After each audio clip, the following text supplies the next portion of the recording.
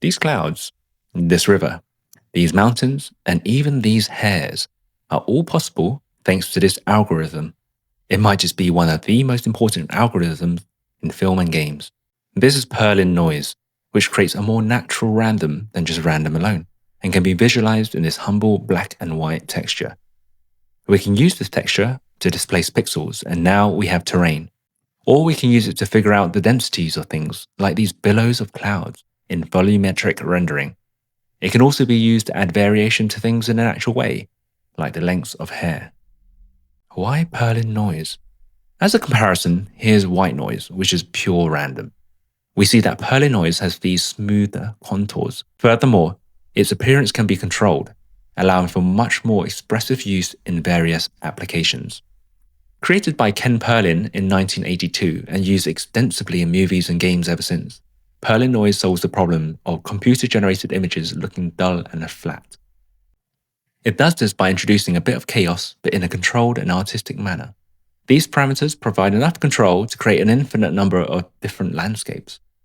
Where random is, well, completely random, Perlin noise is created by blending randomness together in a smooth, continuous way. Instead of every pixel being totally independent, Perlin noise makes neighboring values influence each other. You can think of it like gently rolling hills rather than jagged spikes. The result is randomness that feels natural, because nature itself is rarely truly random. Under the hood, the algorithm lays down a grid, assigns each point a random direction, and then smoothly interpolates between. You don't need to remember the maths here. The key idea is continuity. No sudden jumps, no harsh edges, just controlled variation. And that's what makes it so powerful. So how do we use it? To illustrate this point, I will 3D model this scene in Blender using just Perlin noise. For the terrain, I've taken a plain mesh and subdivided it, which means adding in additional vertices.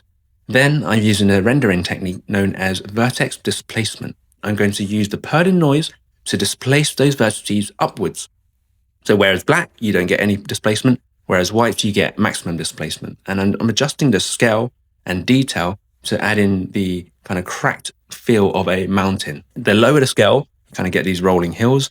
Higher scale gives you lots of peaks and valleys. This color ramp node allows me to control how much of the Perlin noise influences the plane, giving me that additional artistic control. You can think of it as if I'm pulling and squashing those black and white values before they go on to displace the vertices inside my plane.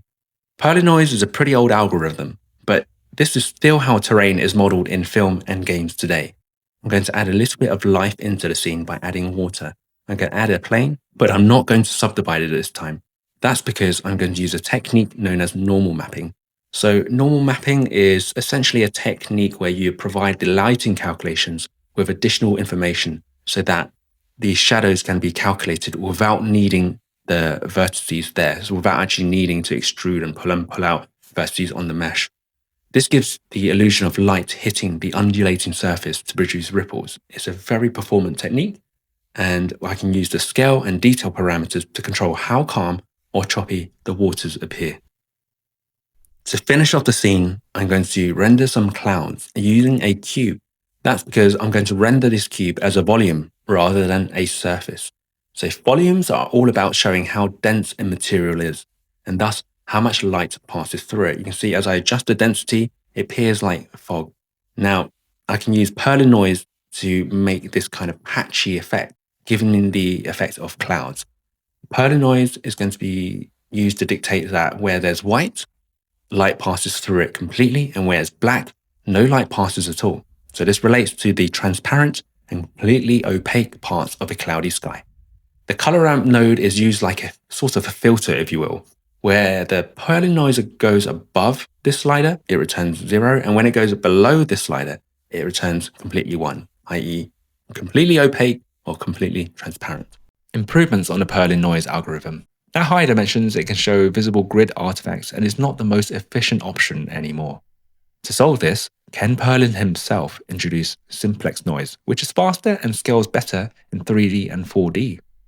There are also modern variations like whirly noise, great for cells, cracks, and rocks, domain warping, where noise is used to distort other noise, Treat these as an artist would treat different paint types like oil, acrylic, water. Play around and figure out the desired effect for your use case.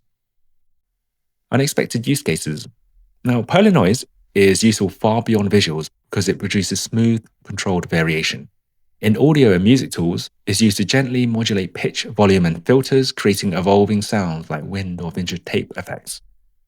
Outside of design and media, Perlin noise appears in robotics, science, and engineering. It helps simulate environmental uncertainty, smooth robotic motion, and seed scientific models like terrain, cloud density, or erosion. Engineers use it to model material imperfections and manufacturing tolerances, while researchers apply it in machine learning to create structured synthetic data. At its core, Perlin noise is a tool for adding believable imperfection, making systems behave more like the real world. Whether you're building worlds, animating motion, or just trying to make something feel less sterile, this humble black and white texture is quietly doing a lot of heavy lifting behind the scenes. Whether you're building worlds, animating motion, or just trying to make something feel a little less clean and sterile, this humble piece of code can do so much to take your designs to the next level.